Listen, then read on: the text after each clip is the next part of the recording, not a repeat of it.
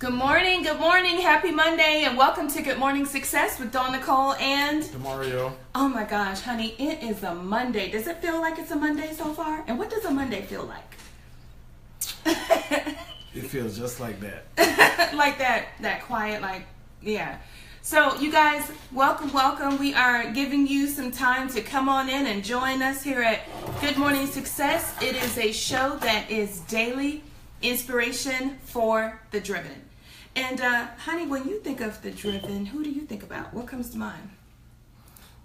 People that won't settle for less. Ooh, I love it. The people who won't settle for less. Good morning, Peter. Good morning, everyone. I hope you had an amazing weekend, and we are going to give some time for everyone to join. First of all, I want you to know I had an absolutely amazing weekend. Demario ensured that I didn't work too hard because I'm a workaholic, but so are you. I don't think either one of us has an off switch. So we tend to work and work, but this weekend it was great. We had a picnic and just kind of practiced minding our mind, right? Putting the mind where it needs to go and not letting the mind run you like it does so many people. So Good Morning Success is on. Join, check it out. Oh, thank you, Peter. Oh, yes. Did you have a good weekend, babe? Yes, the weekend was quite nice, but I'm not a workaholic. Yeah. I have an off switch. You have an off. Well, actually, your off switch happens faster than mine. And actually, I have to admit, in our relationship, you are the one who brings the balance. Like when we're working too hard, Demario is very big on, okay, that's enough. You know, because your sign is balance. You know what I always said about a Libra, though? Uh-huh. It's not that a Libra is balanced. A Libra always search for balance. And see, I'm with a Libra. The balancing scale, it keeps moving. Yeah, that's right. Well, welcome. I hope you guys did something exciting today. What's in our cup? We got to do our cheers to your coffee, to my tea, right? You have tea and I have coffee. That's right. Good morning, Shelton. Good morning. It's got to be coffee. Monday morning. Yes, Peter says know the feelings. Peter, are you always on a search for balance as well? I know we are. You know what? Somebody told me, no kidding, they told me that balance is a lie from the devil. Like the whole pursuit of it, that you will never actually, I know that's kind of strong, but you will never actually have it. You will probably always pursue it, but you may not have it. Good morning to you, Charmel. Well, it is. I don't think you could ever have perfect balance of anything. You're either going to be doing one thing more than the other. Always. And it's always going to work. It's going to work that way. So, therefore, I guess balance of it is how much time you spend on one thing versus the other. So agree. If you spend 3 months on this, spend 3 months on that. You know what? I love you for saying that. And I'm serious. Y'all know we're couplepreneurs, so this is not a sexual harassment thing. But the reason I love you for saying that is because before we got together, I did one of my talks was about the pursuit of balance. And I was talking to a group of entrepreneurs. And the reality was we will never actually have balance. And I showed them why you couldn't juggle a cup of 10 cups with the same size portion of something at the same time. It was just impossible to hold all 10 at the same time. Good morning, Miranda. And so the theory that I gave is that you actually won't achieve balance of everything at the same time. It's just impossible. What you can do to make up for it, and this was part of my talk, and if you want to request it, we can send it, was that it's just what you said. It's the ability to make up. While you can't make up for lost time, it's the ability to sow or contribute back into something. So in seasons, and the example I gave, honey, is during the time of writing the play, it takes me away from the family. I'm directing the play, I'm writing the play, I'm out. But what has to happen is I tell the children, when this play is over, I'm going to have months and months of time where I do nothing and it's all about you and I take you on vacation and, this and that. So it's really trying to, while you can't balance everything at the same time, are you going back and filling that up when it's empty? Are you coming back to it? So that's what's really unique. Hey, Michelle. Hey, my brother Sam. But you have some hot topics to talk about, right? Or some things in the news. Oh, man. Yeah, tell me about things in the news this weekend. There's a lot of controversial news going on. And, you have to, pick and choose what you want to speak on. I'm just going to touch on it. Touch on it, babe. Bill Maher Yeah. from the HBO showed I think it's Real Talk with Bill Maher. Of course, he said the N word. Yeah, but how did he say it? But see, that's we got to set it up. We got to say it. Because he said the N word. He said the N word. I guess a person made a comment. I think they was talking about something from Nebraska and the fields in Nebraska, and the guest made a comment saying, "Hey, you can come out there and work with us in the field." And his response was, "No, I'm a house, N word." Yeah. And that sparked a lot of controversy. He still apologized, and he just apologized Friday night with Ice Cube on the show, and then they laughed about the rest of the thing. Did you actually see the clip? I was looking. I didn't see the clip. I just read the just the little storyline on it, and he kept apologizing, and people riding on him should he lose his job, and it's like one of those things. They say Ice Cube made a great point. He said the N word is like a knife, that can be used as a weapon. Right. So But that's one of those. That's another one of those things. Like, what's your thoughts on it? Should he lose his job for? Yeah, the N word. Well, that's actually a great question. So we'll set it up. We'll ask you all the question to restate. Thank you, babe, for capping that off nicely. Bill Maher, is it Mayer or Mar? Whatever. Mm-hmm. But as y'all know, he has a show, and like DeMario said, he did use the N word, but he used it for himself to say, "I am a house." Blah, blah, blah, blah, blah. So the question is, should he lose his job for something like that? That's a controversial debate right now. He didn't use it against anyone. And here's the thing with a knife. Let me say this, because I understand how offensive the N-word is. And the first argument is people are going to say, well, people use it for each other. But this is what I will say. A knife can be used as a weapon, or it can be used as a tool to spread butter, right, on your toast. So if the N-word is like a knife, depending on, was it laced with something negative in terms of, were you using it against someone, or now you're probably in bad taste using it for yourself. Yes, I admit it's bad taste, but the question becomes, should he lose his job? He used it on himself to refer to himself. So you guys, what are your thoughts? Lose his job or not? While you're doing that, I would also love to. Oh, go ahead. You had some more things that was in the news too. I don't want to forget that. Oh, well, Bill Cosby? I can drop those, but I'm just gonna educate people right quick. Okay. If you research the word nigger, you realize it was a tribe from what is it, Nicaragua? It was a tribe. Yes. So therefore, like you're Englishman from England, it was nigger. And just so happened these people was dark-skinned people from this tribe near Africa. That's where the word derived from. Okay. And it just kept translating. Every time they seen a darker person, they would call him a nigger. Because he's from Nicaragua. Got you. Get it? So thank you for the... Understand it. But anyway. Thanks for the historical fact. But the reality, we know that in history, it's been it's gone, but I'm just trying to figure out who made the word. But anyway, but and it's almost like when you say you old mother, who made the word mother bad in certain contexts. But anyway, and good morning. In other news, Bill Cosby's trial was going on last week. And the one thing that stuck out in the little transcripts was they played a tape between the conversation and the lady that's after him right now, because 160.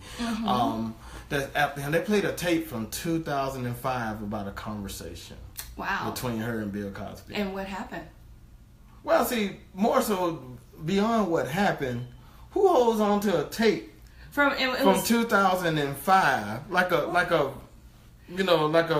phone recorded tape? Who actually recorded the conversation from 2005 and said, "Oh yeah, here it is. I've been waiting to use this tape." You never know though. With celebrities, people are always they've been waiting, and they're always talking about, because I think the prosecution just basically just said, okay, you getting thrown lefts and rights. And they said he could face 10 years. Now, this is my thing. Good morning. Bill Cosby is 79 years old, and I think he has been now registered as legally blind. And he basically can't do anything. But wait, this is the part of the story that got me. And I don't know if y'all been following the Bill Cosby case, but did you see where they were making a big deal that his wife wasn't there. Camille wasn't there, but Keisha Knight Pulliam was. And she got, as they say, side-eye because people were thinking, why is Keisha Knight Pulliam there and not the wife? What's up with that? So that raised a lot of questions too. But we need to ask everyone else. So welcome to Good Morning Success. What do you have on your agenda today? If you are joining us for the first time, this show is about daily inspiration for the driven. Good morning, Andrea. Good morning, Mauricio.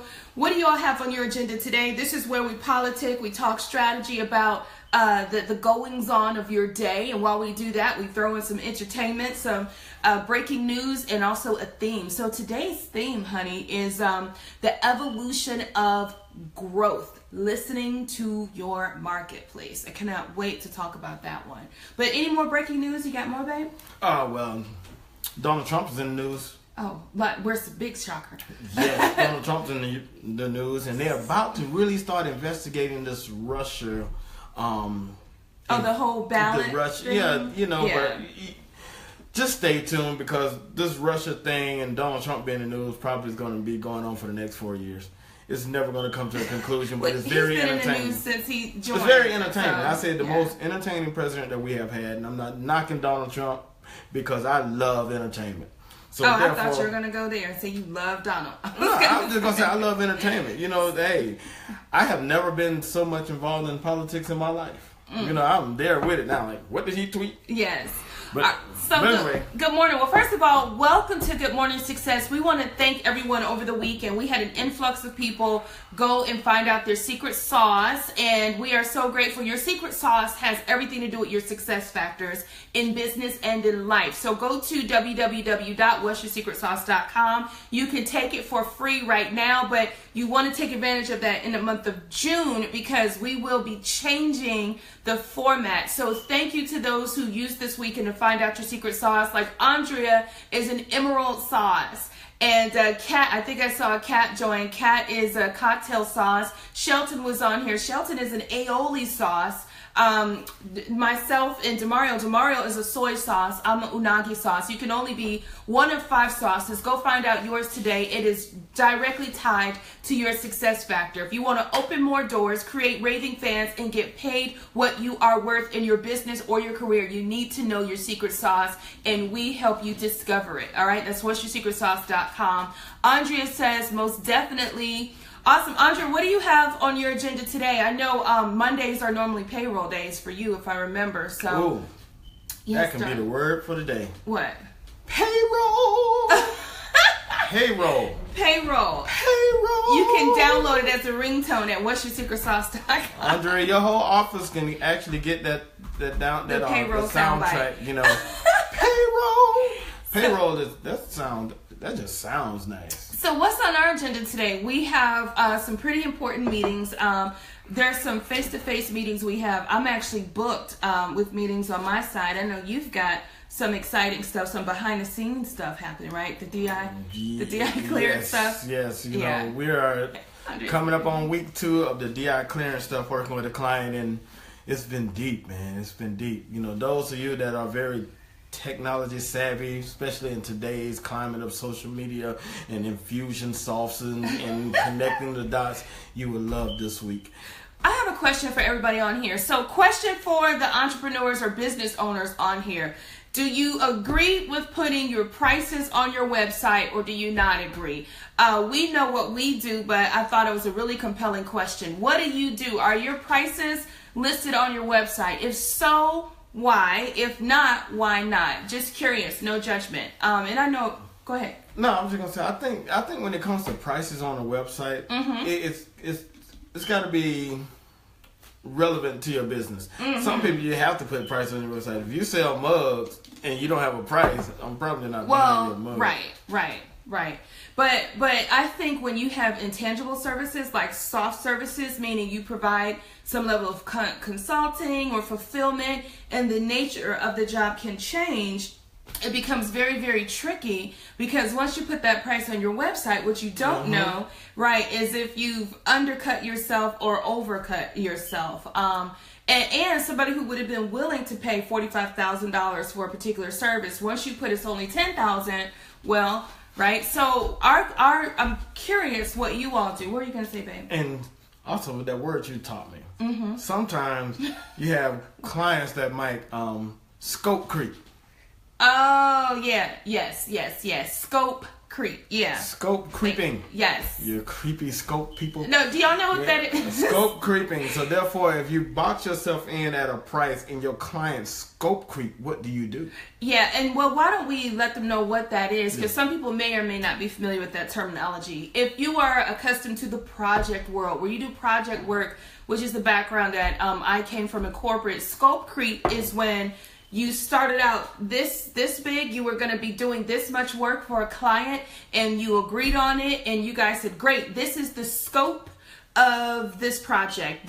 And normally the right way to do it is to say, this is what is included. We will be changing the domain name. We will be creating a new blog. We will be changing the aesthetics of the website, the color, blah, blah, blah, blah. Here's what's not included. And this is why you want to do that list. Here's what is included. We agree. And here's what's not included. That sounds so simple, but you have to do that. And then normally what happens, and I love clients and customers, but here's what always goes on next. You start building it out and getting excited. You start developing things, and then lo and behold, the client comes back and says, oh, wait, we need this too. This has to change. So they add stuff in, and they get excited. And so we call that scope creep. They're creeping the scope. They're making it bigger.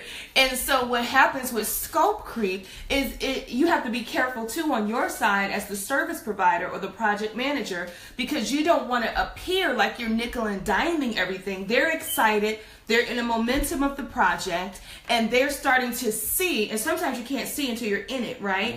And so they're starting to see, oh my goodness, with changing the color of the website, now we have to change the color of this external platform too to match.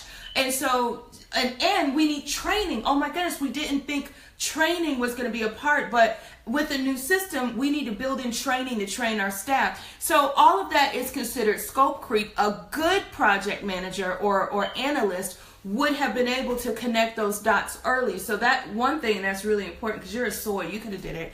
But having the ability to say, and I know y'all know I get in a tangent, but having the ability to say, before you start, well, that's going to impact that, and that's going to impact that. That will help you avoid scope creep, is asking the right questions. However, when that happens, the right way to deal with that so you can get paid accordingly is to say, oh, well, that is a change request. And so there's such a thing that's called a change request, where the change request now, in the change request, you say what it's changing to or from, right? You say how long, how many hours will it take us to add this new change in, and then you can bill for it. Now, a good project manager may not bill. You don't want to make your client feel like you're nickel and diming, but you're right. If you already baked in a price and now scope creep happens, how do you deal with it? You deal with it through a change request. Make sure you document it, because we learned our lesson the hard way. Remember that? We had we had a situation where that happened to us, and so I guess we can share a little bit as a lesson learned. We had a client in January, and we won't say the industry the client was in, but he was kind of a high-profile client, and we came in at one price, and we started doing the work, and midway through it, he realized that he wanted some changes to his current state. We were focusing on building his future state, the technology and all that. He realized midway through it that I really need to get my current state in order. My current household is not right. My staff is this, my whatever. I need training. Good morning, you all.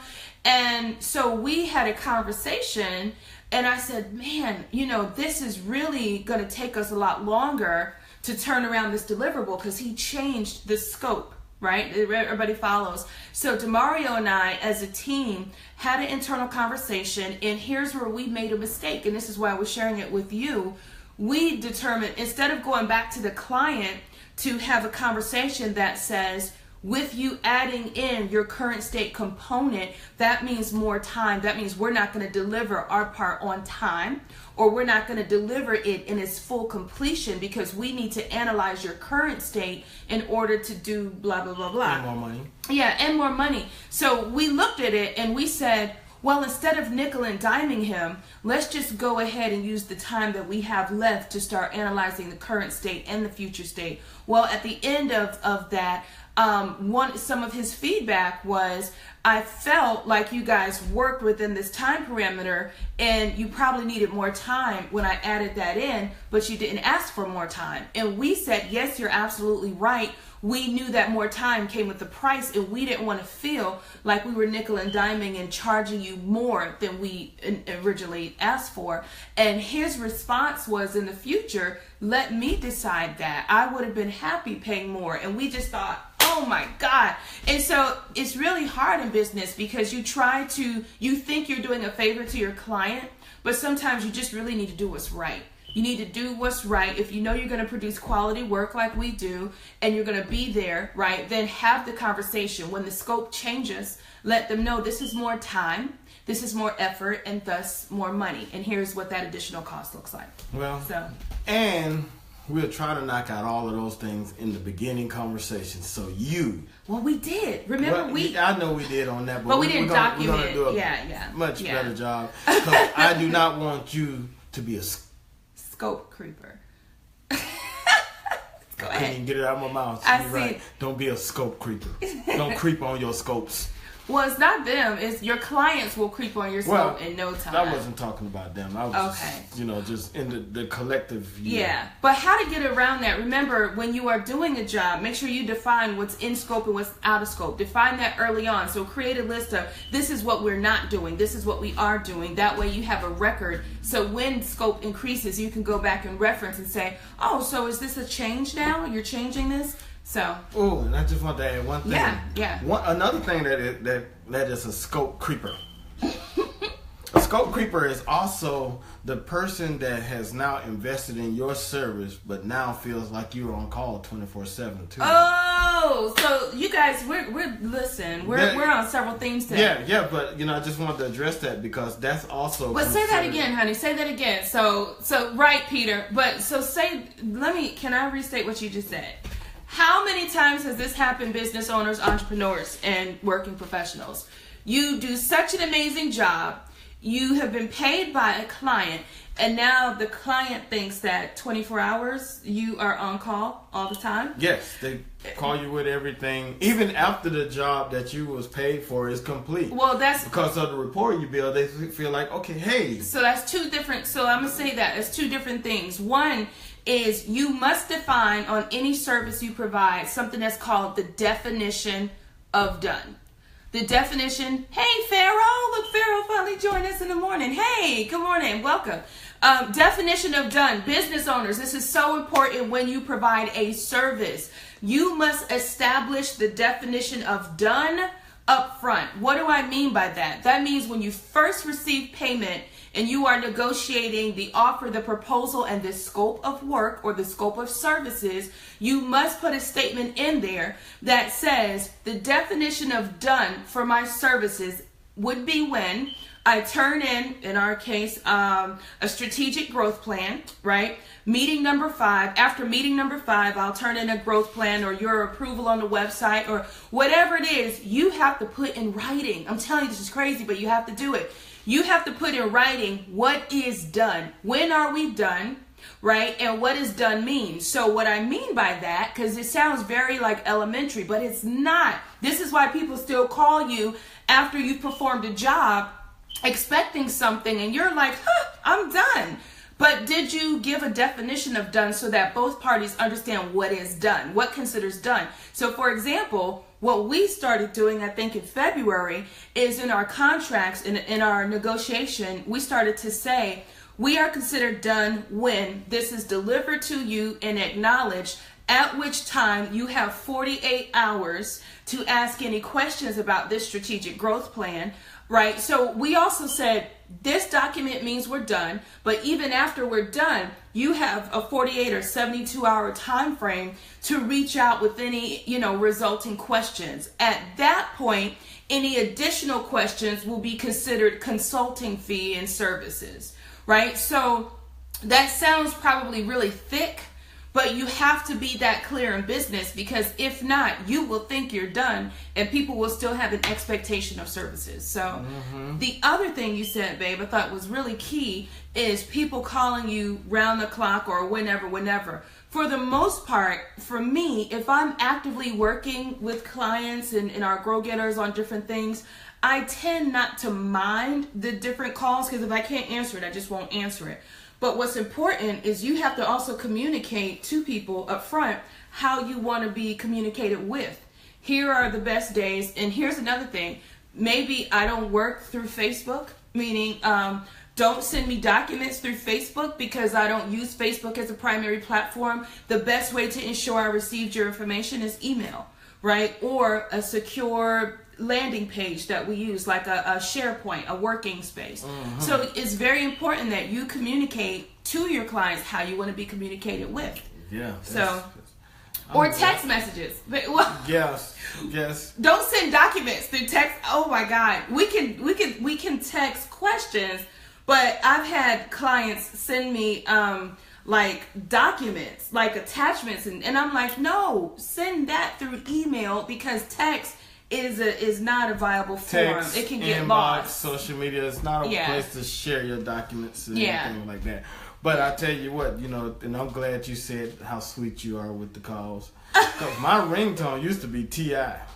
Oh no! If it ain't about the money, don't be blowing me up. Wow. That was my yes. But anyway, that's great. That's great. What is the theme? The theme of the day. All right, the subject of the day. And I need to hit that because I have to be out at a certain time. I love y'all, but business calls. So the theme of the day is the evolution of growth. Are you listening to your market? And I actually came to the table. This is a great time to share. This is a great time to tag this video, because we are getting ready to get into the learning portion where you can grab a pen and paper and we make learning fun, so it is not going to be boring. I want to talk about two examples where there were two major corporations that realized very quickly that their model wasn't working. The first thing that I want to say to everyone, and you guys know we are the biggest encouragers of the vision of your dreams, your vision, your goals, and your plans. However, there comes a time where you've been working in the same vision and the same plan for an extended period of time, and you might not be seeing results. When you do not see results, it is imperative to evolve. It is imperative to look at it and say, okay, there might be something that I'm doing too much of or not doing enough of, and I need to shift. I need to pivot. Sometimes businesses fail because they fail to pivot. Okay, I'm going to say that again. Pivot is to change in flight. Pivot is to change in the midst of. So you guys know, it's no secret, we're avid watchers of Shark Tank. And sometimes when the sharks are not feeling a business, it's because that business has been doing what it's been doing for years, and there is no, can you do that for me, babe? And there is no results in the business. So the sharks always say, well, if you've been doing this and you've gotten no results, why haven't you changed the model? Sometimes it's not that you don't have results that's the problem. It's your failure to change the model, to do something different. Because y'all know what insanity is, right? It's doing the same thing, getting the same results. You got to be willing to change. So, and what is stupid? Oh man, stupid. Do you guys know there's a real definition of stupid?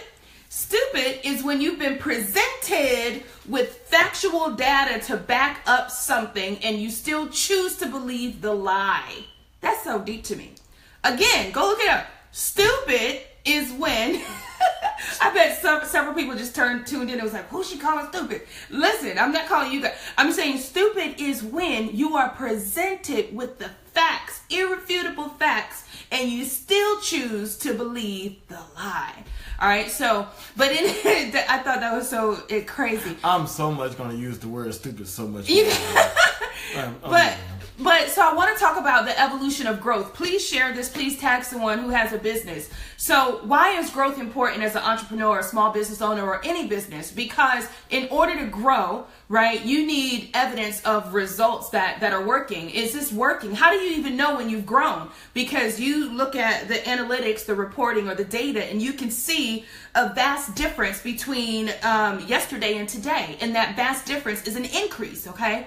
So, but listening to your market is even deeper, because do you know oftentimes people will fall in love with what they want to do instead of what the market is asking for.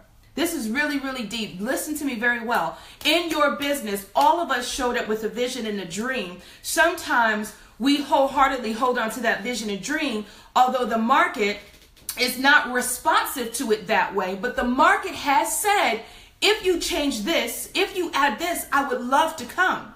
Now, when the first person says that, it could be an opinion, okay? Second person says it, is maybe a strong opinion. Third person says the same overarching message, you need to start listening. Even if it doesn't look like your original game plan. We don't always know. I know a good example is when I came from corporate. Guess what my service was? My first service that I was trying to push in the small business world was project management. So I came out of corporate because I have these certifications, and I was like, I'm going to be your project manager. I'm going to manage the budgets. I'm going to create these documents. Guess what, Demario? Nobody wanted it. Yes. Nobody was buying it. Business owners could care less about a project manager, because guess what they're going to tell me? We manage our own projects. Next. So I had to change my angle, and that hurt me for a minute, because I thought, well, man, I love doing this. I can speak to people, I can articulate, I can communicate, but it was what I wanted to do, but it's not what the market needed, okay? So it's very, very important. Now, I have two examples, because I have to, I do have a meeting, so I have to hit it and quit it. All right, so here are the two examples I'm going to use. There is a company that I cannot name their name, but they are a local company that does very well. So let me share with you what has happened, and this is great for taking notes. This is a great test case and a model. This company popped up in a community about 4 years ago, and what the first thing that they did right is this company saw that there was new development. Okay, you guys take notes, you developers and capital investors, okay, and realtors. They realized that there was a growing market. So the first sign of you investing in where you place your business is you want your business to be around a marketplace geographically that is already growing. Okay, so where you see a lot of homes going up, where there are homes, there's going to be stores, there's going to be shops, there are going to be malls not too far away. It's just the way economic growth works. Okay, so this company, and I shouldn't say company, they were a cafe. So they were a cafe. They pop up in our community at a time where the community was not as ripe as it is now, but they could see the vision for the community. So they bring this cafe here to our marketplace, our neighborhood, and I personally was so thrilled, because I said, oh great, if you know me, you know I love breakfast. You know breakfast is my favorite meal. So this cafe specialized in breakfast and in lunch, and they used to close early. So when you first went to this cafe, you guys, it was a neighborhood feel. It was very neighborhoody, and it was almost like a boutique little cafe, right? And I loved it. So I would have all my meetings there and invite everyone there. Here was the problem with this cafe, and this is how we've watched them evolve, and I've analyzed that growth. And I think I told you this. When you first went to that cafe, they were so caught up on creating a neighborhood, small town, quaint feeling that they had benches. They had picnic benches. I think they were long benches and long tables. What that really meant is that these long benches and long tables, there were only about 6 of them. Okay, so watch this. There were 6 long benches and long tables. What that created was a problem. Let me tell you why. Because, good morning, Terry, when people would start to come in hungry, right, they could not meet the demand because they had set it up. They had gotten so hung up on that quaint little experience, the little farm boutique cafe experience, that they didn't have enough seating. So most people would come with teams of folks, right? whole teams of folks and be waiting outside the door. The place was so small that they would have people waiting would have to crack open the door, and they'd be waiting in line, and people would just get tired of waiting and say, just forget it, we'll go somewhere else. So this is something that worked against them. All because they had them benches. Those long benches. Benches. They didn't have Get them benches out of there. Crowding up the space. I hate when a bench crowd up my space. So silly. So listen, something's wrong with you. So there were people who would, ready to spend big money because they had brought in their whole teams from corporate to come and eat at this restaurant, you all. But this restaurant did not have enough capacity, enough space. And so I know, Andrea, you can't. So what happened is this restaurant had to turn down patrons because they didn't have enough space to fill, right? Then what happened next is there was a space next door that was an ice cream shop. Now check this out. The ice cream shop was seasonal. Y'all have to take notes because you see where this is going. The ice cream shop was hardly available because it was seasonal, right? So the first problem is there was a space problem. Then they realized, okay, we need to get rid of these benches and we need to put in maybe higher end tables and chairs because we need to make sure we can fit enough people in here adequately during our peak times. So they got rid of the benches, honey. But now people could come in, but they still only had a restriction of the wall because next door was an ice cream shop. So what do you think happened next? Instead of looking for a larger space, you all, they went and had a conversation with the ice cream shop next door and negotiated. And what happened is they bought this ice cream shop out. Mm-hmm. You hear me? They bought the ice cream shop out. They knocked down the wall and they expanded their space. Then enough people said, you guys close too early. You close at 7. Understand that this is really what I'm saying because I have to go, so I'm going to try to recap it. Here's what's really deep about the situation. When this boutique cafe shop started, their original vision was to be a neighborhood eatery, right? And they were fine with capturing the breakfast and the lunch traffic, okay? However, the market came back and said, we want you to stay open later. We plan on hanging out here. We're going to have all of our meetings here. We would pay you for high-end food. You could even change the menu, get rid of thinking just the neighborhood eatery, see bigger dreams for yourself. And by the way, if you stayed open later and sold wine, I would buy. Okay, so this is where you got to start listening to your market. Enough people started to say, do y'all sell wine? No, ma'am, I'm sorry, we don't sell wine, right? What time do you guys close? Because it's 8 o'clock and we're trying to meet. Oh, well, we close in 30 minutes. Oh, right? The market is asking for you to do something, but if you hold fast to your original game plan, right, are you really going to grow and evolve the way you see fit? Long story short, today you can go to this place. It's a higher end. We're talking in some cases $22 a dish. Right? They serve wine and champagne. They stay open until maybe 10. But it was nice to watch the evolution, the growth of them start from a little boutique eatery to a high-end fine dining. Kind of, I wouldn't say fine dining, but a dining spot. And now they're booming so well that they have multiple locations.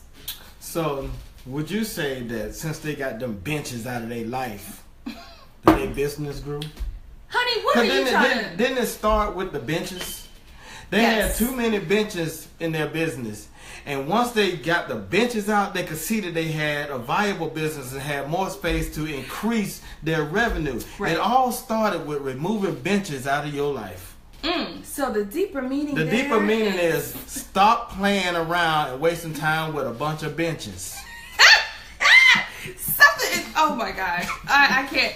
That I'm could just be saying, that's so many you ways. said that. Yeah, you said that they had too many benches in there. I did. I'm just...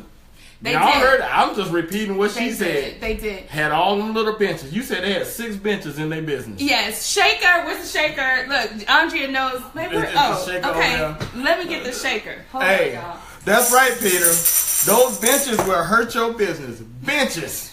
Matter of fact, we're going to do a 2-for-1 day on the word. It's a bench?